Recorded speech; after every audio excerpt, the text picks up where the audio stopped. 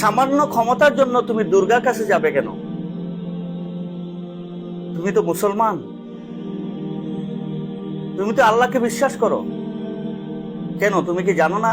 কুলিল্লাহুম্মা মালিকাল মুলক তুতিল মুলকা মান তাশাউ ওয়া তানজিউল মুলকা মিম্মান তাশাউ ওয়া তুইজ্জু মান তাশাউ ওয়া তুযিল্লু মান তাশাউ বিয়াদিকাল খায়র ইন্নাকা আলা কুল্লি শাইইন কাদির। তুমি জানো না সব ক্ষমতার মালিক একমাত্র আল্লাহ। আল্লাহই ক্ষমতা দান করেন, আল্লাহ ক্ষমতাচ্যুত করেন। এটা কি তুমি জানো না?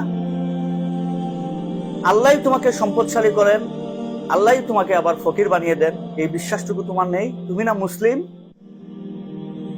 তুমি দুনিয়ার সামান্য পার্থিব ক্ষমতার জন্য তুমি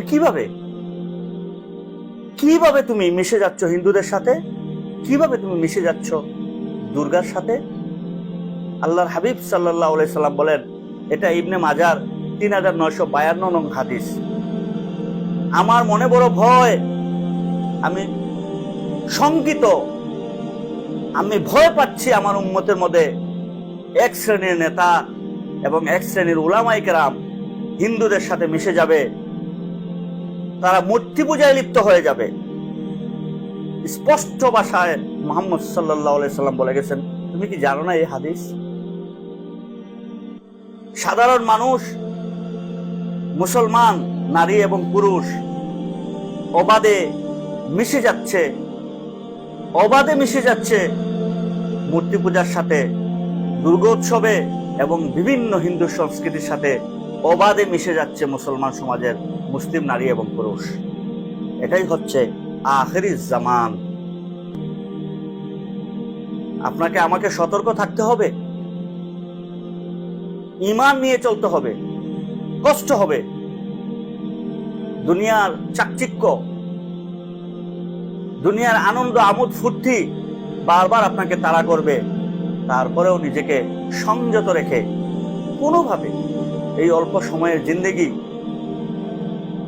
নিজেকে কোনোভাবে ঈমানটা ঠিক রেখে যদি যেতে পারেন, আল্লাহর সামনে আপনাকে উপস্থিত হতে হবে, আল্লাহর সামনে আপনাকে হিসাব দিতে হবে। আল্লাহ পাক রব্বুল আলামিন বলেন, ফামান ইয়ামাল মিসকালা যাররাতিন খায়রান ইয়ারা ওয়া মান ইয়ামাল মিসকালা যাররাতিন শাররান ইয়ারা।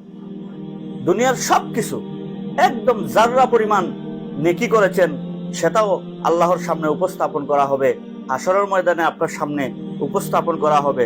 আর জাররা পরিমাণ কোনো গুনাহ করেছেন, পাপ করেছেন, সেটাও হাসরের ময়দানে আপনার সামনে উপস্থাপন করা হবে।